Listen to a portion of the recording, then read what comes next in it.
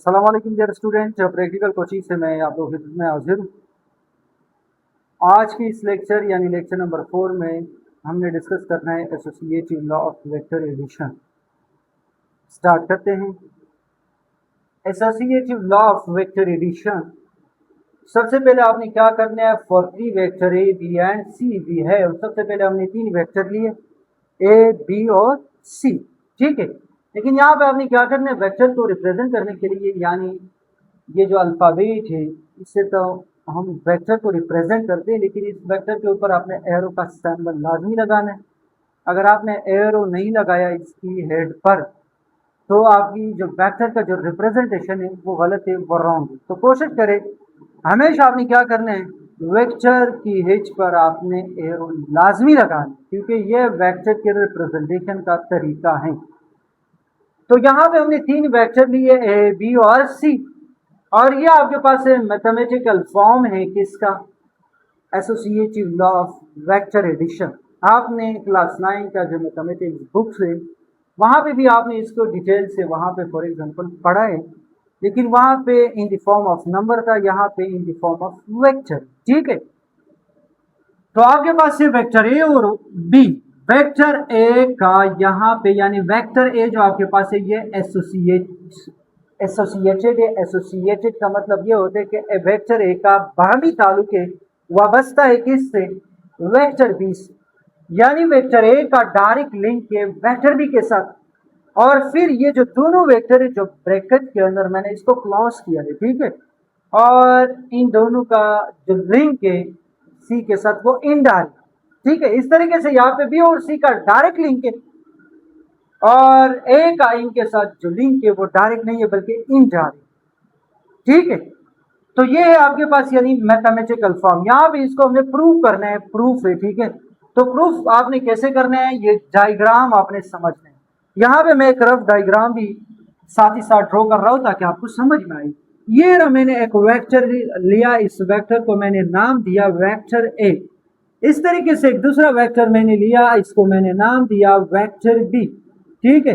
ये vector B हुआ, और ये आपके पास वेक्टर ए, और इस तरीके से आपके पास कितने वेक्टर है, 3 वेक्टर है।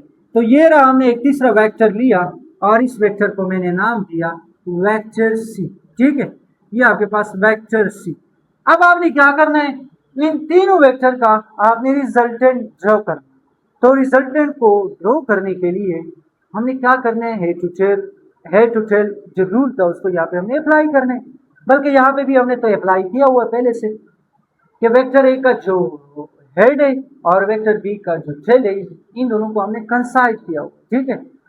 तो ये रूल था, हेड टू टेल का मतलब ये था कि आपके पास एक vector A, vector B, vector C और वेक्टर डी भी हो सकता है, और बहुत सारे वेक्टर आपके पास हो सकते हैं। उसको कंसाइड करने का जो तरीका था वो ये था कि एक वेक्टर का हेड होगा, दूसरे का टेल होगा, इन दोनों को आपने कंसाइड करना है। तो मैंने इस तरीके से किया, इस वेक्टर ए का हेड है और वेक्टर बी का आपके पास टेल है, तो इन दोनों को मैंने कंसाइड किया इस तरीके से। वेक्टर बी का हेड है और वेक्टर सी का जो आपके पास है वो टेल है, तो इन दोनों को मैंने क्या किया, कंसाइड किया, ठीक है। और यहाँ पे मैंने क्या करना है, रिजल्टेंट को ड्रॉ करना है।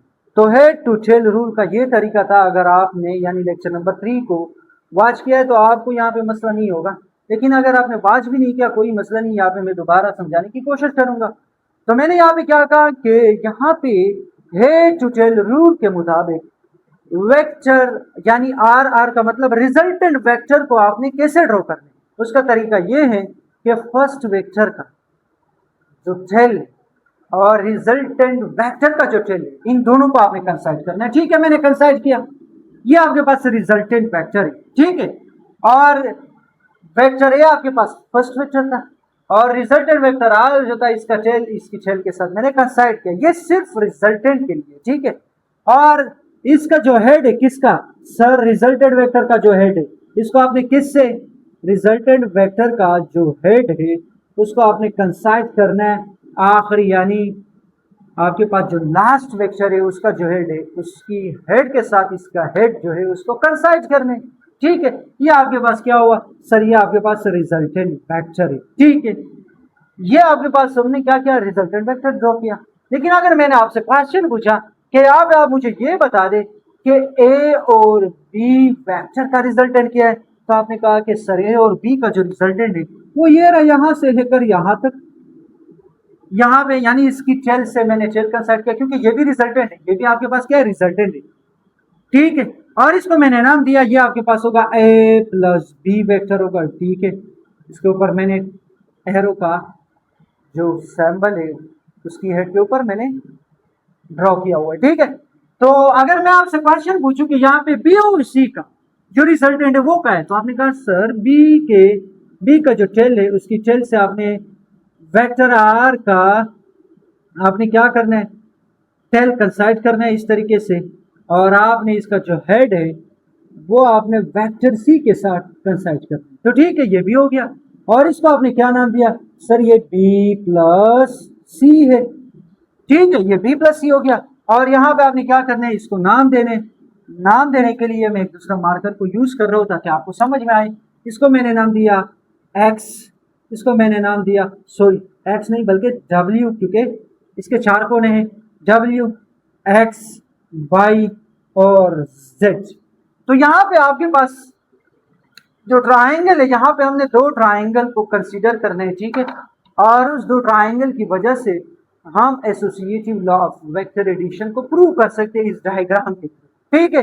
तो यहाँ पे मैंने क्या लिखा है, in triangle W Y Z का आंसर, सर ये रहा, ये डब्ल्यू है, ये वाई है और ये जेड है आपके पास, यानी जी है आपके पास। ये जो ट्राइंगल है डब्ल्यू और वाई, इसके दरमियान जो आपके पास डिस्टेंस है, यानी डब्ल्यू, यहाँ पे मैंने लिखा डब्ल्यू और वाई, इसके दरमियान जो डिस्टेंस है वो मैंने कहा कि वो ए प्लस बी के इक्वल है, ये आपके सामने है ए प्लस बी। और इस तरीके से वाई और जेड के दरमियान जो डिस्टेंस है वो आपके पास इक्वल है वाई और जेड के दरमियान जो डिस्टेंस है वो सी वेक्टर के बराबर है, ये भी वेक्टर है, इसके ऊपर आपने लाजमी एरो लगाना, ठीक है। तो ये आपके पास y और z सी वेक्टर के बराबर है। यहाँ पे मैंने क्या लिखा है कि रिजल्टेंट जो आपके पास है r जो आपके पास है वो a प्लस बी कहां से आ गया, ये असल ये जो यहाँ से लेकर y w से लेकर y तक का जो डिस्टेंस है इसको हमने a प्लस बी वेक्टर, क्योंकि ये a और b का रिजल्टेंट है, ठीक है। तो r equal to a plus B का यहाँ पे डायरेक्ट लिंक है, कैसे डायरेक्ट लिंक है, ये आपको नजर आ रहा है, और इसके ऊपर मैंने एरो भी लगाया और साथ ही ब्रैकेट भी मैंने क्लोज किया, ठीक है। और यहाँ पे प्लस का साइन सी वेक्टर बोथ, इस तरीके से इसको मैंने इक्वेशन 1 का नाम दिया। तो मैंने एक दूसरा ट्राइंगल कंसीडर किया है, वो ट्राइंगल है ट्राइंगल डब्ल्यू एक्स और जेड। ये कहाँ पे, ये आपके पास है, ये रहा डब्ल्यू एक्स और जेड। ये जो आपके पास लाइन है एक्स और जेड के दरमियान, यहाँ पे मैं एक्स और जेड के दरमियान जो डिस्टेंस है उसको मैंने यानी बी प्लस सी वेक्टर का नाम दिया। तो ये रिजल्टेंट था, ये आपको पता है किसका रिजल्टेंट था, सर बी और सी वेक्टर का जो रिजल्टेंट था वो था आपके पास बी प्लस सी वेक्टर, ठीक है। इस तरीके से आपके पास फॉर एग्जांपल ए और एक्स के दरमियान डब्ल्यू और एक्स के दरमियान, डब्ल्यू और एक्स के दरमियान ये जो डिस्टेंस है या ये जो डिस्प्लेसमेंट है, सॉरी डिस्टेंस तो नहीं कह सकते, एक खास पॉइंट का डिस्टेंस जब भी होते हैं उसको हम डिस्प्लेसमेंट कहते हैं, ठीक है। तो डब्ल्यू और एक्स के दरमियान इस वेक्टर को हमने नाम दिया था वेक्टर ए, ठीक है। तो यहाँ पे क्या हुआ, यानी बी और सी का डायरेक्ट लिंक है, वो कैसे, मैंने आपको डायग्राम के थ्रू समझाने की कोशिश की, उम्मीद है समझ में आया होगा, ठीक है। अब उसके बाद आपने क्या करने, यहाँ पे मैंने लिखा ये तो इसका रिजल्टेंट एक यानी आपके पास ये जो डब्ल्यू एक्स और जेड, सॉरी डब्ल्यू वाई और जेड, ये रहा डब्ल्यू वाई और जेड, इस ट्राइंगल की पॉइंट ऑफ व्यू से आपका रिजल्टेंट ये आया, इक्वेशन 1 नाम दिया। और ट्राइंगल डब्ल्यू एक्स जेड की पॉइंट ऑफ व्यू से आपके पास जो रिजल्टेंट है वो ए प्लस बी प्लस सी, ये आपके पास इक्वेशन नंबर 2। अब आपने क्या करना है, इक्वेशन 1 और इक्वेशन 2 को आपने आपस में कंपेयर करना है, क्योंकि ये भी आर के बराबर है वो भी आर के बराबर है, दोनों आर के बराबर है, दोनों का रिजल्टेंट सेम। वो डायग्राम जो मैंने बनाया वो रफ डायग्राम है, यहाँ पे मैंने एक फियर डायग्राम भी बनाया, यहाँ से भी आप इनको आसानी से समझ सकते हो, ठीक है। अब आपने क्या करना है, यहाँ पे आर, क्योंकि इस साइड पे भी आर था इस साइड में भी आर था, इसलिए मैंने दोनों इक्वेशन को आपस में कंपेयर किया, और उसके बाद इस आर का वैल्यू ये रहा यहाँ पे लिखा और उस आर का वैल्यू वहां पे मैंने लिखा, ठीक है। अब उसके बाद क्या करना है आपने, hence associative law of vector addition is proved, और यहाँ पे हमने associative law of vector addition को हमने प्रूव किया। उम्मीद है associative law of vector addition समझ में आया होगा। अब हम मूव करते, हमारा जो अगला टारगेट है वो है multiplication of a vector by scalar. Scalar का मतलब होता है कोई नंबर, ठीक है। तो यहाँ पे यानी आपने वेक्टर को किसी भी स्केलर यानी किसी भी नंबर के साथ जब आप मल्टीप्लाई करें, क्योंकि आपकी बुक में वहां पे नंबर लिखा हुआ है, फिर आप टेंशन में आएंगे कि सर वहां पे नंबर है, यहाँ पे आपने स्केलर लिखा हुआ है। तो यहाँ पे मैं फॉर एग्जाम्पल नंबर भी लिख सकता हूँ, ये आपके सामने यहाँ पे मैंने लिखा नंबर। यानी आपके पास अगर स्केलर लिखा हुआ फिर भी ठीक है, अगर नंबर लिखा हुआ फिर भी ठीक है, ठीक है, क्योंकि स्केलर एक नंबर होते हैं। स्केलर आपको किस चीज के बारे में बता सकते, सिर्फ मैग्नीट्यूड के बारे में बता सकते हैं, ठीक है। अब यहाँ पे क्या करें, इफ नंबर इज पॉजिटिव, यहाँ पे अगर आपके पास नंबर जो है वो अगर पॉजिटिव हो, आपने उस नंबर को किसी भी वेक्टर क्वांटिटी के साथ मल्टीप्लाई किया, तो यहाँ पे आगे क्या करें, whenever vector is multiplied by a positive number then direction of vector remains same but magnitude change. यहाँ भी क्या कह रहे, यहाँ पे ये कह रहे कि अगर हम किसी भी वेक्टर को किसी पॉजिटिव नंबर के साथ मल्टीप्लाई करें तो वहां पे क्या होगा, उसकी डायरेक्शन में चेंजेस बिल्कुल नहीं आएगी और उसका मैग्नीट्यूड जो है वो चेंज होगा। कैसे, ये रहा एक वेक्टर वेलोसिटी और 2i कैप के साथ मैंने इसको मेंशन किया हो, क्योंकि फॉर एग्जांपल ये x की डायरेक्शन में ही ये वेलोसिटी, ठीक है।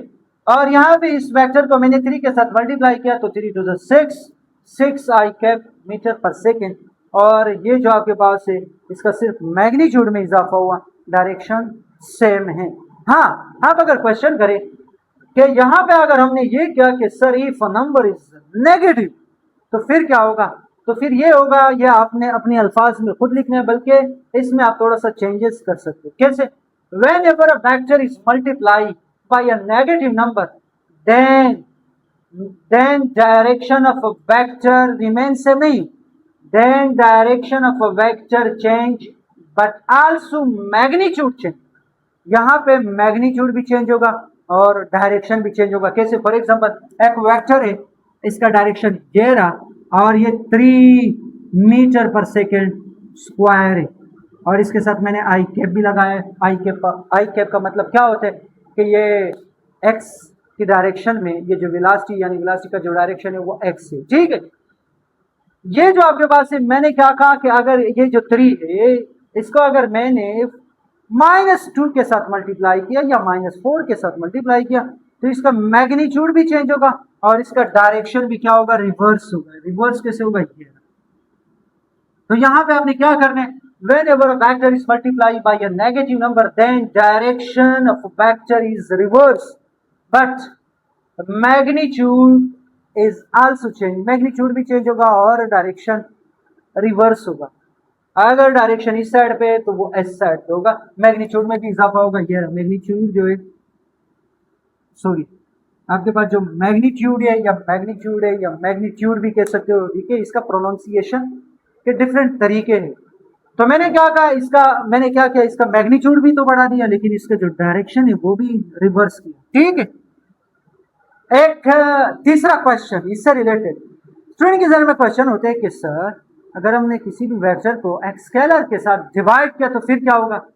बिल्कुल आपका क्वेश्चन जबरदस्त है कि अगर आपने किसी भी वेक्टर को किसी भी स्केलर के साथ डिवाइड किया या किसी भी नंबर के साथ डिवाइड किया, फॉर एग्जांपल एक वेक्टर आपके पास गिवन है 6 है और 9 है, तो फिर क्या होगा, तो फिर ये होगा अगर आपने इसको पॉजिटिव नंबर के साथ डिवाइड किया तो इसका डायरेक्शन तो सेम होगा और इसका जो मैग्नीट्यूड है उसमें क्या होगा, वो कम होगा, पहले से कम होगा। फॉर एग्जांपल अगर मैंने इसको 3 से डिवाइड किया, इसको भी 3 से, इसको भी 3 से, तो ये जो वेक्टर है, पहले जो वेक्टर था उसका जो मैग्नीट्यूड था, जब आपने 3 से डिवाइड किया उसके बाद उसका जो मैग्नीट्यूड था, पहले वेक्टर का जो मैग्नीट्यूड है और उसके बाद जब आपने 3 से डिवाइड किया, इन दोनों में जो डिफरेंस है वो 1/3 का होगा। अगर आपने 4 से डिवाइड किया तो 1/4 होगा, अगर आपने 5 से डिवाइड किया तो 1/5 होगा, ठीक है। तो ये चेंजेस आ सकते हैं। हाँ, आप अगर क्वेश्चन करें कि सर नहीं, यहाँ पे हमने किसी भी वेक्टर को स्केलर से डिवाइड किया लेकिन वो स्केलर भी नेगेटिव है, तो फिर क्या होगा, फिर भी आपकी डायरेक्शन में चेंजेस आएगी और यहाँ पे डायरेक्शन फिर क्या होगा, रिवर्स होगा। मैंने क्या कहा कि अगर आपने किसी भी वेक्टर को नेगेटिव नंबर के साथ डिवाइड किया तो फिर क्या होगा, उसकी मैग्नीट्यूड में तो कमी आएगी लाजमी, लेकिन उसका डायरेक्शन भी क्या होगा, वो भी रिवर्स होगा। ठीक है, तो यानी इस टॉपिक से रिलेटेड जितने भी आपकी जहन में क्वेश्चन होंगे, उम्मीद है वो समझ में आए होंगे। फिर भी अगर आपका कोई क्वेश्चन है तो आप कमेंट सेक्शन में पूछ सकते। उम्मीद आज का जो लेक्चर है लेक्चर नंबर 4 समझ में आया होगा। लेक्चर समझ आने की सूरत में आपने हमारे यूट्यूब चैनल को सब्सक्राइब करना है और साथ ही बेल आइकन के ऊपर क्लिक करना है। Thank you so much.